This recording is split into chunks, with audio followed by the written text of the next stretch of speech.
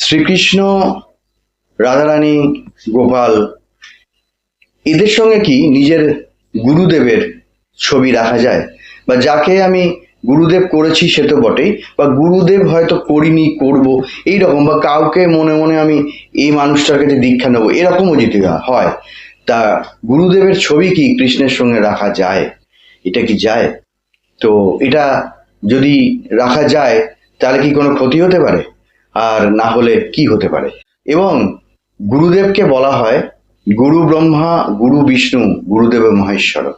অর্থাৎ এই গুরুদেবই ব্রহ্মা, বিষ্ণু, মহেশ্বর সবকটাই তার মধ্যেই আছে। তা গুরুকে বলা হয় যে তিনি ইহকাল পরকালের দায়িত্ব নিয়ে এবং ঈশ্বর দর্শন করানোর ক্ষমতা রেখে তাকে উদ্ধার করেন অর্থাৎ ঈশ্বরের দর্শন দেন। তা গুরুদেবের ছবি রাখা যায়, কিন্তু এতে কোনো ক্ষতি হয় না। গুরুদেব সত্যি গুরুদেব তো, যাকে দিনে রাতে দেখে চিনতে হয় গুরুদেব দিনের বেলা কেমন, রাত্রিবেলা কেমন, সে মানুষটা বদলে যাচ্ছে কিনা, সেই মানুষটার কোনো দোষ আছে কিনা, সেই মানুষটা এমন কিছু কথা বলল যে পরে দেখা গেল যে সেটা মিথ্যা বলেছিল, সে মিথ্যা বলে কিনা, এবং গুরুদেব অন্তর্যামী কিনা, এটা হচ্ছে প্রধান কথা।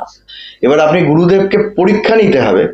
অনেক বড় বড় মানুষে বিবেকানন্দ তার গুরুদেবকে পরীক্ষা করে নিয়েছিলেন দিনে রাতে, এবং রামকৃষ্ণ ওপেন চ্যালেঞ্জ মানে বলে দিলেন সকলকে, দেখ গুরুকে যাকে তাকে গুরু বানাবি না, গুরুকে দিনে রাতে দেখে চিনতে হয়। আর আমি বলছি যে শেষ ঠাকুর তো নারায়ণ, তার কথা তো শিরোধার্য বটেই।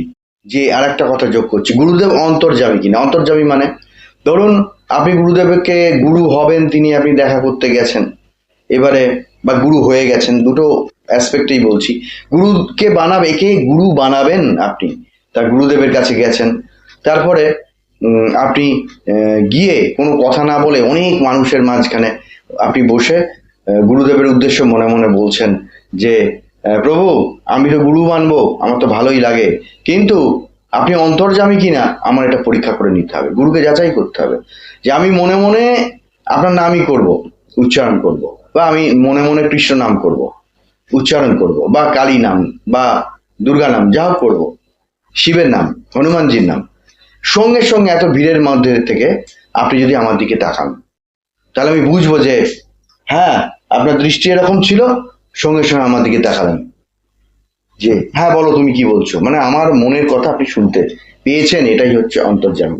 যদি এই পরীক্ষায় তিনি পাশ করেন তাহলে উত্তম, আর না হলে তার সম্বন্ধে দীক্ষা নিতে গেলে আগে ভালো করে জেনে নিতে হবে।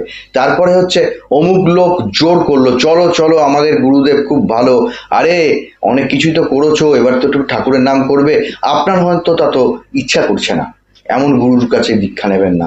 যখন মন প্রাণ থেকে চাইবে, এবং এমনও হয় যাকে আপনি গুরু করবেন ভেবেছেন, দেখা যাচ্ছে যে সে আপনাকে দর্শন দিলেন স্বপ্নের মধ্যে দর্শন দিলেন, বা তার কথাগুলো আপনি যা শুনে এসছেন দিনে রাতে সবসময় যেন কানের কাছে শুনতে পাচ্ছেন, এই ফার্স্ট ক্লাস গুরু একদম।